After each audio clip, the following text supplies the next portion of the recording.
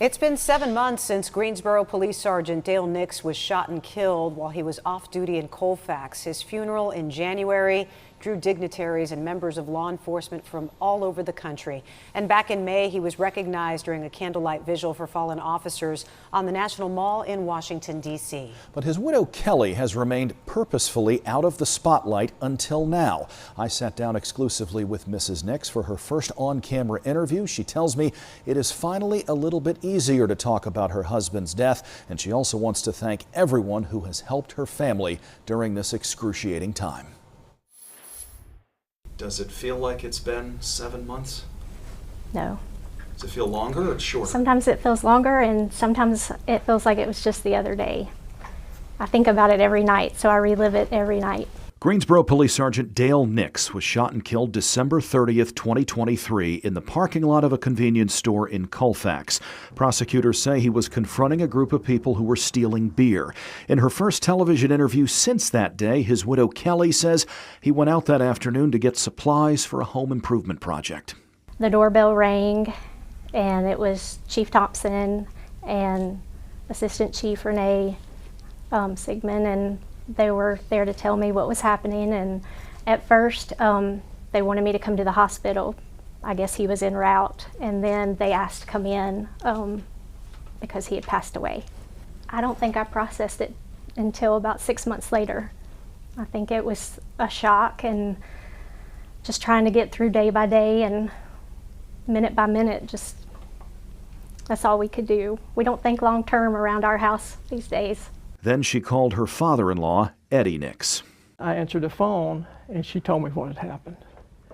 And then I just totally lost it. I mean, I just lost it. Like I'm doing now. It couldn't be possible. We had got him off the streets. He was a detective. We have a second wonderful son who's a firefighter. So you direct your worry that way, because I was a firefighter for 30 years. So you start to look at it that way. Dale was safe now. We had Dale safe. And all of a sudden, all the safety was gone. Kelly calls his January 11th funeral a blur, but says she still managed to find some comfort that day. When we pulled in, seeing everybody lined up, and all the officers, all the family members, all the friends, the community, even driving over there, there were people lined across, in the road, and it just, it made me think, how great he was, and, we knew it. I just, seeing everybody else acknowledge him and acknowledge what he did, just really was touching. Philip Dale Nix. Sergeant Nix's family was in Washington, D.C. May 13th for the annual candlelight vigil put on by the National Law Enforcement Officers Memorial Fund. His name is now one of more than 24,000 engraved on the memorial just a few blocks from the National Mall. That was probably one of the hardest things that I had to see. Yeah. When we went to the wall, seeing his name, I think that kind of made it final. The group from TD was with us, and it softened a lot of stuff. It really did. What do you need? How can people help? Just keep praying and thinking of us.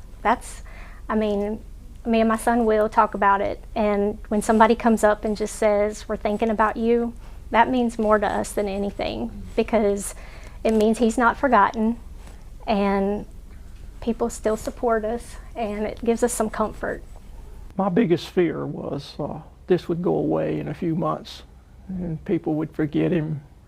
And but I'm a retired builder also, and I was at building supply house Lowe's not too long ago, and gave her my ID, and she looked at it and she said, "Nix, were you any kin to the officer that was lost?" And I said, "He was my son."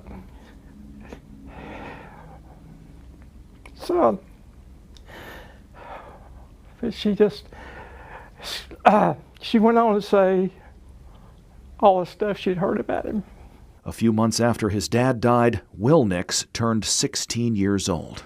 he's got a lot of support. He's got a great group of friends. The squad, the police department, the squad definitely checks on him and takes him to lunch, and he definitely is my support. I don't know what I would have done without him during all this, because he's so much like his dad in so many ways. The family gets together once a week for dinner now, where they tell stories about him, laugh, and heal.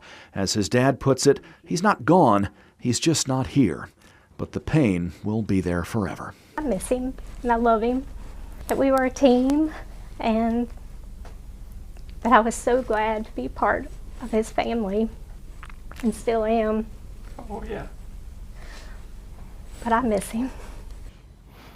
I'll see you soon.